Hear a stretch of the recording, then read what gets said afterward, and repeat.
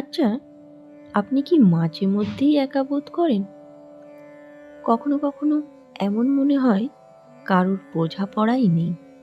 তাহলে চলুন, আজ সারদা মায়ের একটা খুব সরল কিন্তু গভীর বাক্য আমি আপনাদের সাথে ভাগ করে নেব। একবার শুনলেই মনটা জোর পাবে। ভিডিওটি শেষে আমি বলবো কিভাবে এই কথাগুলো আপনাদের প্রতিদিনের জীবন বদলে দিতে পারে, শান্তি, আত্মবিশ্বাস ও মমতা বাড়াতে পারে। এই লাইনের মধ্যে আছে মার আশীর্বাদ।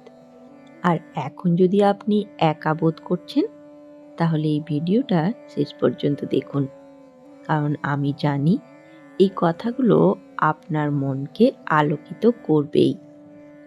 আজ আমরা সেই কথা নিয়ে আলোচনা করব যা অনেকেই সহজেই ভুলে যায়। সমস্যা যে তাদের আসবে না তা নয়, সমস্যা আসবে, আবার চলেও যাবে। ভয় কি বাবা? সর্বদা জানবে যে ঠাকুর তোমাদের পেছনে রয়েছে, আমি রয়েছি। আমি মা থাকতে ভয় কি? আমার ভালোবাসা, আমার আশীর্বাদ সর্বদা সকলের ওপর আছে। এই কথার সারমর্ম জীবন অশান্তির সম্ভার, কিন্তু আমরা একা নই। মায়ের এই অভিজ্ঞতা আমাদের শেখায় কিভাবে ভয়ে যেন ডুবে না যায়, কিভাবে বিশ্বাস রেখে এগোতে হয়। প্রতিটি জীবনে সমস্যা আসে, ছোট বা বড়, আর আমাদের প্রথম প্রতিক্রিয়া হয় ভয়, অনিশ্চয়তা, অনেক সময় নিরাশা। কিন্তু মা বলেছেন সমস্যা আসবে, আবার চলেও যাবে। এখানে দুটি বিষয় গুরুত্বপূর্ণ। প্রথম হলো সমস্যা চিরস্থায়ী নয়। দ্বিতীয়, তোমাদের পেছনে কে আছে তা মনে রাখা। যখন আমরা বুঝবো যে সমস্যা অস্থায়ী এবং কারোর আশীর্বাদ আমাদের সাথে, তখন ভয়ের পরিমাণ কমে যায়। আমি রয়েছি এই শব্দে রয়েছে নির্ভরশীলতার এক অদ্ভুত শক্তি। মায়ের সেই কোল কারুকার্য আমাদের স্মরণ করিয়ে দেয় যে আমাদের জীবনের প্রতিটি বাঁকে কেউ আমাদের জন্য আছে। এই অভিজ্ঞতা কেবল আধ্যাত্মিক নয়, এটি মানসিক সান্ত্বনারও। প্রতিদিন সকালে ঘুম থেকে ওঠার সময় যদি আমরা এই কথাটি মনে করি, আমি রয়েছি, আমি মা থাকতে ভয় কি, মনে অদ্ভুত এক জোয়ার আসবে যা ভয়কে ছোট করে দেবে। চলুন এবারে জানি ভয় কিভাবে কাজ করে এবং কেন মায়ের এই কথা ভয়কে গুছিয়ে দেয়। ভয় সাধারণত অজ্ঞাত থেকে আসে। আমরা জানি না ভবিষ্যৎ কি আনবে, কিন্তু যখন আমরা বিশ্বাস করি কারোর হাতে আছি, তখন অজ্ঞাতটাও কম ভয়ঙ্কর মনে হয়।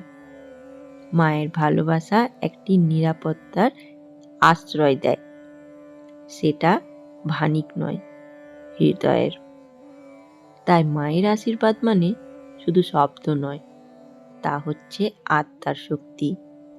চলুন বাস্তব জীবনের একটি ছোট্ট গল্পের সাহায্যে আমরা এটিকে বোঝার চেষ্টা করি।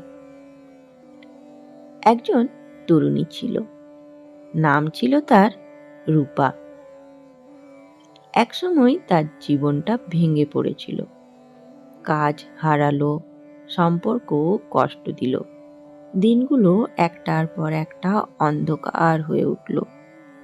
একদিন কাজ না পেয়ে মন খারাপ অবস্থায় সেই মেয়েটি বসেছিল মাঠের ধারে, স্মৃতিচারণ করছিল তার মায়ের কথা। আচমকা তার চোখে সেই মায়ের লেখা একটি চিঠি পড়ে গেল। আমি রয়েছি, শুধু এই শব্দ। তার কণ্ঠে আর ভাবে অশ্রু, কিন্তু এই শব্দ তাকে ধাক্কা দিয়ে বলল, থমকে যেও না, আমি আছি। পরের সপ্তাহেই সে ধীরে ধীরে আবার কাজ খুঁজে নিল, মানুষের সাথে কথা বলল, নতুন করে জীবন খুঁজে পেল। চলুন এবার কিভাবে এই বাক্যটিকে আমাদের দৈনন্দিন জীবনে কাজে লাগানো যায় তার কয়েকটি সহজ উপায় জানা যাক। প্রথমত, প্রতিদিন সকালে 1 মিনিট বসে শান্তভাবে বলুন, আমি রয়েছি, আমি মা থাকতে ভয় কি। দ্বিতীয়, যখন কোনো বড় সিদ্ধান্ত নিতে হবে তখন 3টি নীরব শ্বাস নিয়ে মায়ের এই কথা মনে করুন।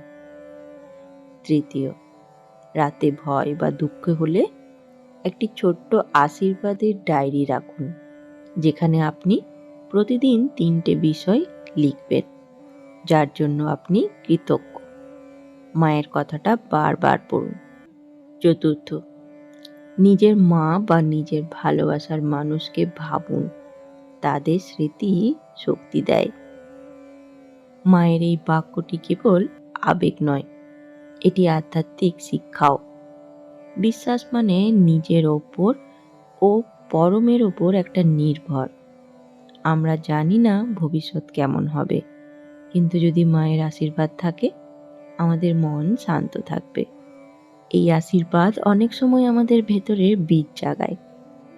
যতক্ষণ আমরা ভয়কে বেছে নেই ততক্ষণ আশা জেগে ওঠে। আপনি ভয়কে শক্তিতে রূপান্তর করতে পারেন। ভয়ের কথা লিখে ফেলুন, তারপর দেখুন সেই সমস্যার কোনো ছোট অংশ আপনি আজই সমাধান করতে পারেন। প্রতিদিন ছোট্ট কাজ করে আপনি শক্তি বাড়ান। মায়ের কথাটা মনে রাখলে সেই কাজগুলো করতে সহজ হবে, কারণ আপনি জানেন কেউ আপনাকে দেখছে, আশীর্বাদ করছেন। আচ্ছা, আমাকে একটা কথা বলুন তো, কখন আপনি শেষবারের মায়ের কথা খুব কাছ থেকে অনুভব করেছেন? আর এই মুহূর্তে যদি এক্ষুনি আপনি মায়ের কথা চিন্তা করছেন, তাহলে কি আপনার মনে শান্তি আসছে?